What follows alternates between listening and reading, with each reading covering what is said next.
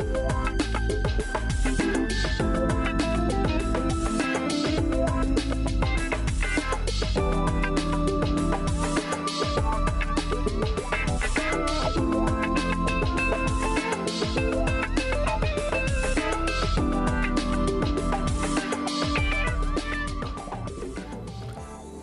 I'm Rod Chappell, and welcome back to the Rod Chappell Show.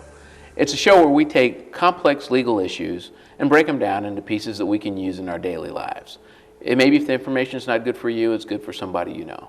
Today, we have a distinguished professor from the University of Missouri, Columbia Law School, Dr. David Mitchell. Thanks for being here today. Hey, my pleasure, Rod. Sure, appreciate it. Dr. Mitchell, let me just ask you. Tell us a little bit about yourself before we get into this complex topic. Sure. I'm originally from the East Coast. I'm a New Yorker. I've been at the University of Missouri for 9 years now. I was recently appointed as the chair of the UM System Task Force on Diversity, Equity, and Inclusion. I also serve as the chair of the Missouri State Advisory Committee to the U.S. Commission on Civil Rights. Wow. Wow. And on top of that, you're a professor at the law school? Yes, that's correct. Okay, okay. Now, most professors, although designated, they get the designation of professor, they're not necessarily doctorates, but you are. I am, that is true. Okay, what did you do yours in? Sure, I have a Ph.D. in sociology. Wow. Maybe that makes it all the better to talk about the complex interplay between society and the law that governs it, right? Sure. We're going to talk about the collateral consequences of being convicted. I'd love to do that with you in two different branches. Let's talk generally, and then let's talk about Missouri specifically. You have time to do a couple of different segments? Sure, that sounds fine. That'd be great. That'd be great. Well, so what? You get convicted, you serve your time, and you're free. You're free to go, right? Unfortunately, that's not the case. The collateral consequences of sentencing, when you get a conviction, a felony conviction more often than not, although there are some misdemeanors that will qualify individuals for certain collateral consequences, but I'll just keep my comments to felony convictions for now. Okay. When you get convicted of a felony, there are a number of invisible punishments that folks are unaware of, right? And that you would think sort of really shouldn't apply. Okay. So the most important one, or one that folks often talk about, is the loss of the right to vote. You get convicted of a felony and you lose the right to vote.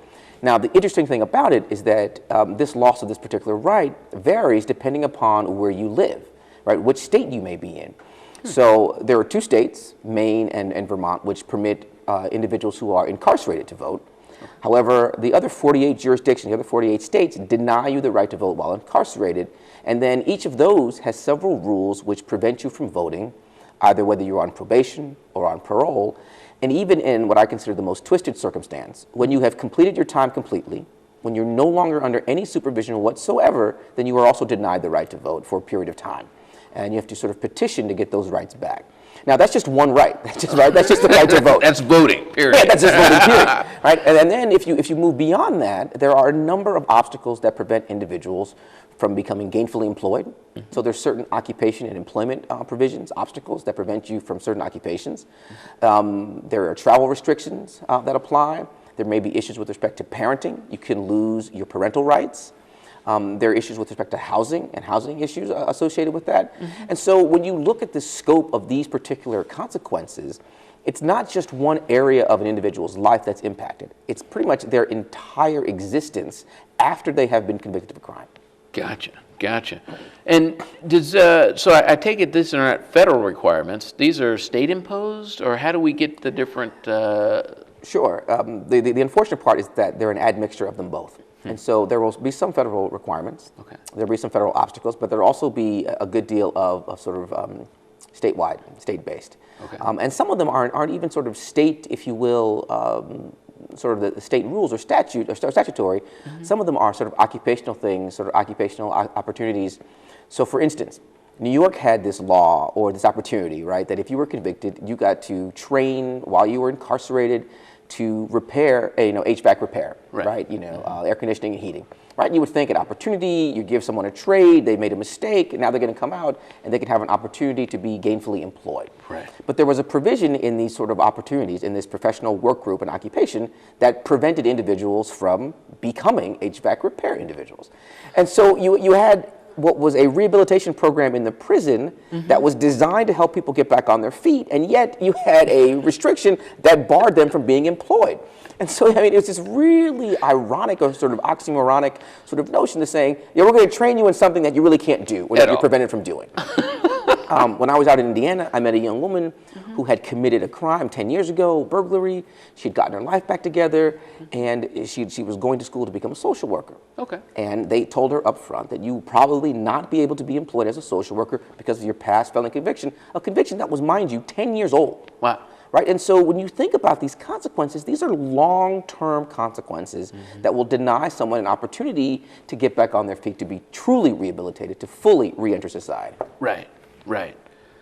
So the idea of a person commits a crime, they've done whatever time they got, completed whatever penalty's been assessed, doesn't really end. No, the notion of paying one's debt to society, I was toying with an article idea, a title some time ago, and I was going to title it, The Never-Ending Debt. Right. Because if you look at it, right, you have these consequences that attach and that will prevent you from becoming gainfully employed, seeking sort of permanent housing, denying you the right to vote, which I find this sort of very curious notion that we give individuals, or we say to them, we want you to come back and become a full citizen, and yet we place all these obstacles in their path to becoming full citizens again. Right. What's the notion behind this? I mean, is this just a random set of consequences that have an odd confluence that's occurred, or is there a bigger plan? No, I mean, it's not an odd confluence. I mean, these sort of disenfranchisement laws are as old as antiquity. Right? When you look back to Greek nation states, you look back to early American history, there were a number of provisions that denied individuals certain rights once they were convicted. Okay. Back then, the penalties were even more severe. There was a provision called civil death that basically said you forfeited all your property and lands once you were convicted, as if you were civilly dead, fundamentally. But of course, that one has gone by the wayside, right? I mean, that's the one, you sort of think about that, it's kind of bizarre. And yet we still have these restrictions. And there are a number of pundits and scholars who say, well, listen, if you break the law, you shouldn't have a voice in determining or setting the laws for other individuals. And yet there's a minor problem with that on sort of two levels. Right. The first is, we actually count individuals who are incarcerated where they are incarcerated for the census. Could agree. So we count their bodies where they are imprisoned, and yet we give them no voice. Right. Which, if you look at this, you're talking about some very bizarre processes. And, you know, you could make it akin to some constitutional provisions about 3/5. Right. Right. I mean, there's some very interesting analogies here. Right. But even if you don't go that extreme route, the simple route is this: most folks are not going to stay in prison for the rest of their lives. Right. They are going to come back home again. And the issue is, are you going to deny them an opportunity to, in effect, have a voice and a hand in how their community is governed? Right. That, in effect, if you don't give them that voice, what you are doing is not just silencing that individual, but you are fundamentally silencing families, communities, and entire sort of communities. And so that's the problem at the end of the day. Right, right. And that's huge. I mean, so it's not just being gone, you know, the absence of an individual because they've been incarcerated. Even after they return, there's only a ghost of whoever it was that left, right? Correct. Let alone all the emotional or other trauma that they may have endured. That's right. That's right. Boy, now it seems like issues like fundamental rights, like to vote, right, to raise kids, to live someplace, all these can be affected. Is there one document that a person could go out and look at and see this is what happens? Unfortunately, no.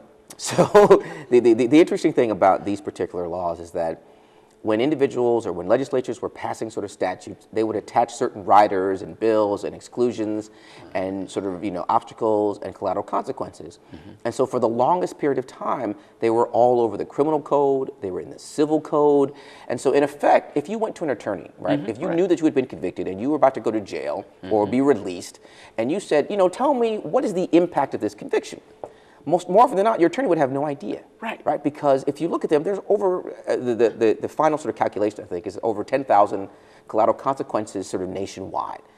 And so what the ABA did a while ago is that they commissioned a group to put together an inventory of the collateral consequences. And so they had this army of researchers that combed through the statutes in each state to figure out what the consequences were and to put them on a website. So there's a website, the ABA National Inventory of Collateral Consequences, where you can go look. Now, I'm going to say this, you know, as an attorney, that's not a source you need to use as a reference, right? You can go ask someone else. But you can go there and get a start as to what might be impacted by your felony conviction. Okay.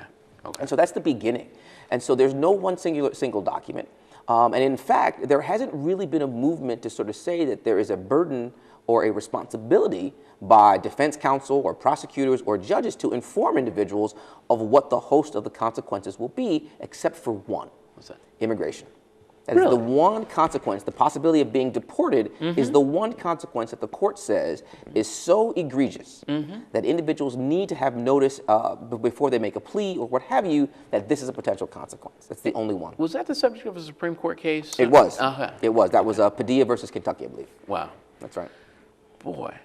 And so you have a lot of folks who end up, and you know, I go to court sometimes and I see them in there. That's right. They've been charged with some kind of criminal conduct and they're ready and anxious to get out of it, you know, and their idea of getting out of it might be pleading guilty. That's right. Right? And they're thinking, oh, I'm going to just go do 10 days or, you know, I'm going to get an SIS on this felony charge, right? Suspended imposition of sentence. But that's still a felony, right? That's right. Boy. And so think about it, right? So if in the short term you're thinking, I don't want to serve time, I want to get out as quickly as possible, I want to get out with time served, I'm going to plead to this felony conviction. Right. But now once I've pled to this felony conviction, I've got a lifetime of consequences that will attach. And they could range from anything from you losing your ability to drive, right, to your voting rights, to your housing, to the whole scope. And so when you think about what that plea deal does, and the fact that we have actually moved more towards a plea bargaining system. Oh, sure. Right. When you talk about over 95% of cases that are pled out, right, you're talking about a system in which there is no notice given as to what you are really pleading to. Right. Right. You know, oh, well, I'll plead this, I'll get this amount of time incarcerated. But no one says, and these are the consequences that will attach and follow you. I mean, there are a number of things. Right? You're talking about loss of loan opportunities, potentially higher education loans. I mean, if you're a drug felon, I mean, there are a number of different sort of opportunities to be barred from sort of regaining full citizenship status. Wow. Is there a movement to, like, say, just on the front end, we should tell them what they're signing up for? There is. There are a couple of public defenders' offices that actually have a collateral consequences, not division, but an individual who actually informs folks of what their potential collateral consequences will be. Right. I actually teach a class at the law school called Collateral Consequences of Sentencing. And a number of students who are going to be either prosecutors or public defenders take the class. And we talk about this notion, should folks have to inform their clients of what these consequences are? Right. And I try to get the notion of identifying what are the most important ones. Well, an important consequence for me may not be an important one for you. Sure. Right? And if you think about it, and interestingly enough, folks have sort of ranged or talked about it as being, you know, this urban issue, right? But if you are an agricultural country, right? You're here in Missouri, agricultural state, if you're a farmer, you may be ineligible for federal loans.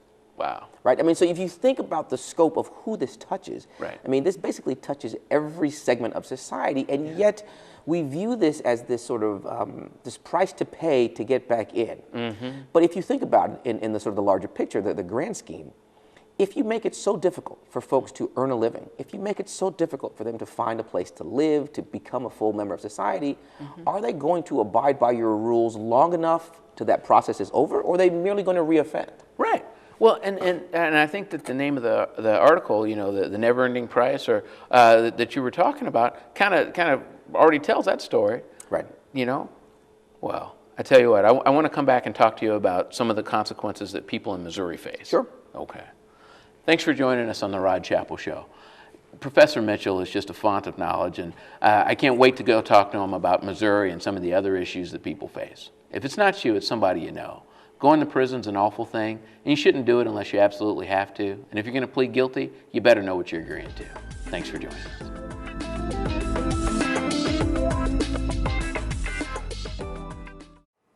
I'm Ann Littlefield. I'm Claudia Kehoe. And we're here to represent the Food Bank of Central and Northeast Missouri. Over half of the Missouri students qualify for free or reduced lunches at school during the week. But on the weekends, many children go home to empty refrigerators. The food bank provides buddy packs, backpacks full of nutritious food, so over 6,600 hungry children have food on the weekends. But the need is much greater. Will you help? When you adopt a buddy, you reach out to a child in need. Your 50 cents a day will make a difference in a child's life. Visit www.sharefoodbringhope.org or call the food bank 573-474-1020 to adopt a buddy.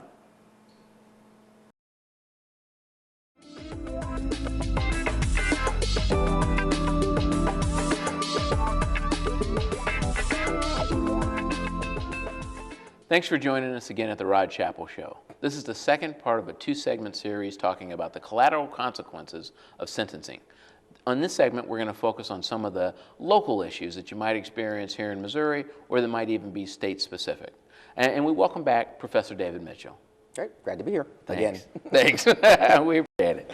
We appreciate it. So, Professor, what are some of the things, first of all, we talked about in our last segment some of the consequences that happen after you have a guilty plea, like for a felony, for example. Is there a specific office that you can go to avoid those consequences? Is there a way that an offender can get past these things? To find out what consequences they may face and how to overcome them? Yes. Sure. Well, there is, with our Department of Corrections on their website, there's actually a reentry office. Okay. And there's actually a reentry website on that website that talks about, if you will, collateral consequences and the scope. Okay. Also, if you go to the Missouri Bar website, there should be something on the collateral consequences, as well as the Missouri Public Defender's website. Okay. Right, and so those are sort of at least general sources of information. Of course, some of it is just finding out an attorney who actually knows these consequences and what happens. And when you think about them, because they're so broad, there's really no single individual who knows all of the consequences. I mean, much of it is you have to go in with, with an idea of what it is you're seeking to retain, which rights you want back, right? And so we can start with the presumption of this. Okay.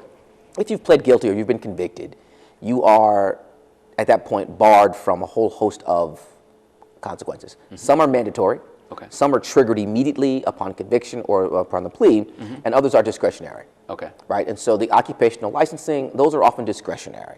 Okay. Now we have a provision that talks about in Missouri here that says someone's conviction cannot be the sole reason to deny them. Right, but there's this interesting notion about good moral character. Right. Well, it's sort of a catch-22 because what it says is we can deny you this opportunity based upon good moral character, and we can use your conviction as evidence that you lack good moral character. It's proof. You got a conviction, so you can't have good moral character. Look at your conviction. Exactly, right? So that's sort of those, right? The mandatory ones are the ones that are triggered automatically, and they sort of don't change. Okay. And those are the ones that you have to sort of go through our restoration process. Okay. Right? And so the easiest or the most universal restoration process is the executive pardon. Okay.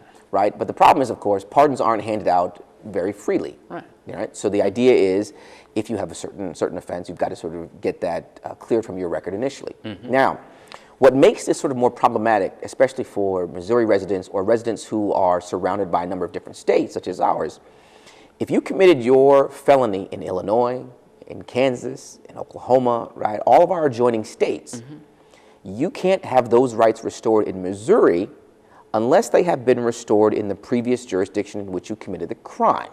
Wow. Yes. So if you move from those places and you come here, and what would be a felony there is a felony here, and you've been convicted and you haven't had your rights restored in that jurisdiction, then you can't have them restored here. Right.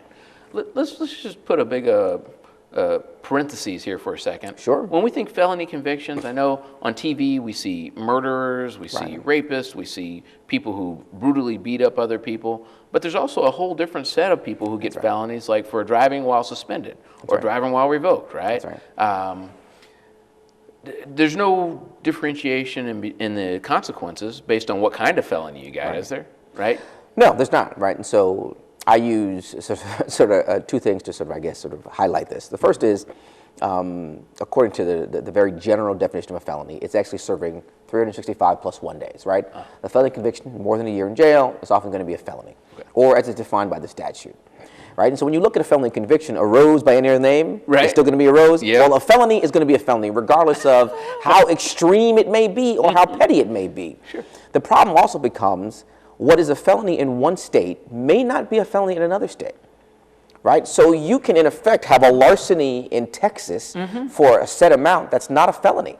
Wow. But it might be a felony in Missouri and vice versa. So the problem becomes is that you've got a number of individuals from various jurisdictions who may have committed a crime, but because there's a lack of consistency across jurisdictions, right? And there's issues of federalism and states wanting to sort of police their own and define their own rules for their own citizens, that there is no uniform definition of what a felon is.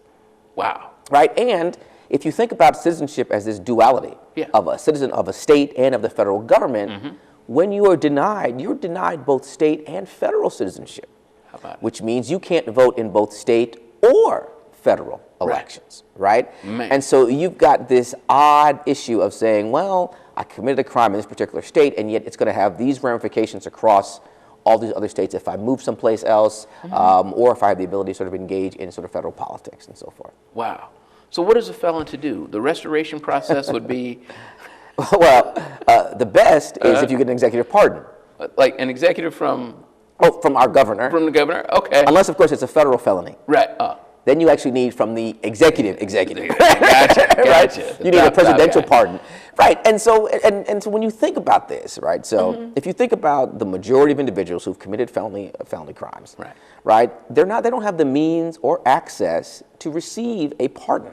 Right. Well, there's probably just a form you fill out, right? Yes, there's a form, and there's certainly a form, and you can apply certainly to the Board of Pardon and Paroles, right? And you can get those individuals on board with you, and of course you can sort of get the executive who may agree that you need to be pardoned, Right. But it's not likely going to happen, right? Because in effect, you're talking about a status quo, you're talking about class, you're talking about a whole host of demographic issues. Well, numbers-wise, do you have any perception? So I imagine tens of thousands of people go into prison each year, right? Prisons just keep growing. Sure. Can't afford to build them anymore. But so there must be some corresponding percentage of those that certainly get a pardon, right?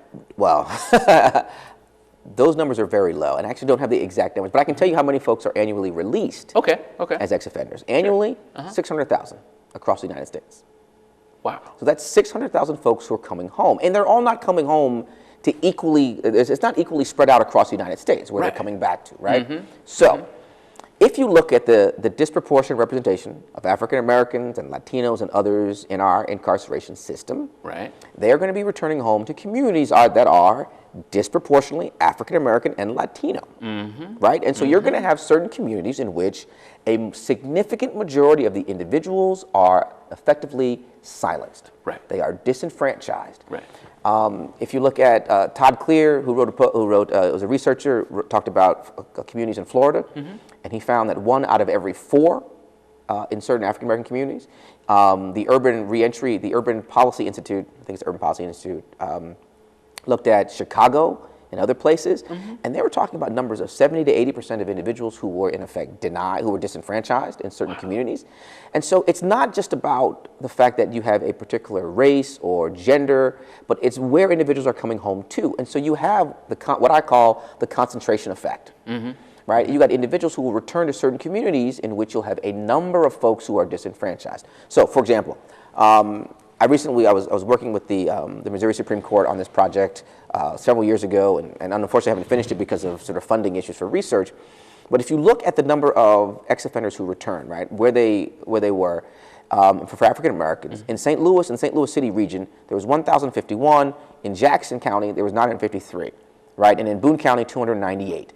All right, those are the places where there were the majority of African Americans returning. Now, there are certain counties in which there were none, right? So Webster County had 2, Wright County had 0, right? But there are other counties, Greene County, 164. But it's not as though they're all spread out throughout the state, right? And so if you think about that and this notion of resources and how to sort of impact those communities, you're having a collection, a sizable part of the population there that is disenfranchised, that in effect is unemployed, that may have housing issues, right? And so what you have is that you've got a concentrated resource drain in those particular areas, right? And so that becomes this added burden. Well, now you've got this added burden, a lack of resources going to those places, right? And it's got a ripple effect now. So if you say that the individuals who come back to a community are unemployable and are employed, then they're not paying taxes. So the tax base changes, right? And so it's going to impact the nature of education that's delivered, right? And so it's it's this issue of saying, you realize that it's not just about denying or disenfranchising this person. It's about fundamentally crippling a community. And that's exactly, if they can't vote, right?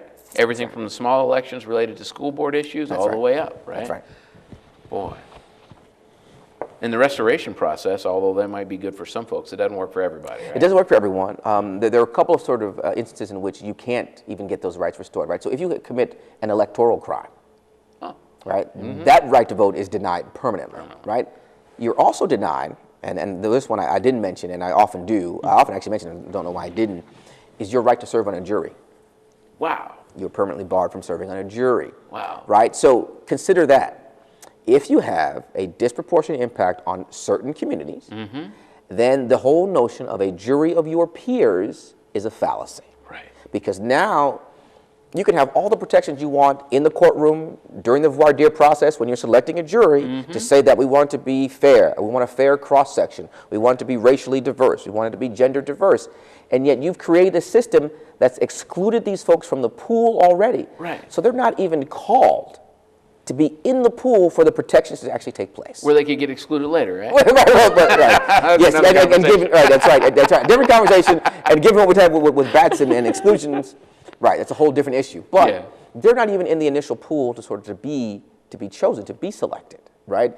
And so you've got you've got this system in which you start with one felony conviction, but the ripple effects are so large that in effect it impacts sort of numerous areas of an individual's life. Good grief. So in Missouri, if you are some of the offenses that we would think, or some of the consequences that we would see, just to tick some off for our audience, might be, are you going to lose the right to vote? Yes, you are. Okay. And I sort of interject, there's actually a current movement by Missouri prisoners right now to get that on the ballot, on the referendum, to challenge the deprivation of their right to vote while incarcerated. Wow. So that's good. That's good. At least somebody's thinking about it, and those people they are affected. They are thinking about it. Good grief. In Missouri, you might be denied a professional license of whatever sort, from tattooist to doctor, right? Right. And the other ones I find also interesting, you know, being a barber, a hairstylist, plumbers. All right. These are the interesting occupations, right? Yeah. Yeah. Anything else that we might expect? Housing deprivation that we might see in Missouri? Sure. So if you are convicted for felony, right, we have an interesting, you know, with our housing urban development issues, the notion of if you have one-strike policies that are you are in effect denied, you can be evicted from housing. If you bring in a felon, right, you may be evicted from your housing. Particularly with our new growing meth problem in Missouri, you may be permanently denied from housing. Wow. Right, those kind of issues. There was an interesting case on the housing question. This was a case called HUD versus Rucker. And these were 4 plaintiffs who were challenging the one-strike provision.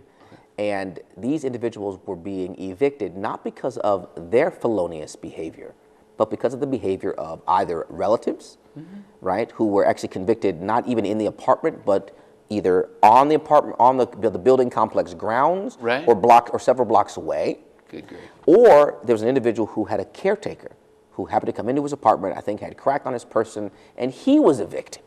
He wasn't even the individual who committed the felony. Wow. Right? And so, yes, and so it places this notion of saying you have to be aware of who comes into your home, right? And sort of say, and sort of notice or sort of give them notice that if they're having any kind of contraband that might be a felony, that you could possibly be evicted. Now, you know, when you think about that logically, how many folks actually police the guests who come into their home? You know, turn out your pockets. That doesn't happen, right? I need to pat you down. And yet, that is the expectation that we would have for someone living in public housing. Now, public housing is a shortage. I get that, right? The idea that you want individuals who are going to uphold the law in public housing to make it safe and secure for everyone, I get that as well. And yet, if you think about the consequences, it's not just an individual. Now we're talking about evicting a family. Right? And so this is sort of statutorily mandated homelessness, which we sanction and say it's fine because of this notion of collateral consequences. Also, which we've actually done better at in this state, social welfare benefits. Right? Those can be eliminated? Those can be eliminated as well, depending upon your jurisdiction. Good grief. Good grief. So, thanks for joining us on the Rod Chappell Show. There you have it. If you know somebody who is thinking about pleading guilty to a felony, who has been charged with some kind of criminal conduct, it goes way beyond whether or not they're locked up today or tomorrow, or whether they plea or go to trial. The effects of that conviction or that guilty plea can be lifelong and apparently unchangeable. Please, get some advice on the way in before something happens on the way out. Thanks for joining us on the Rod Chappell Show.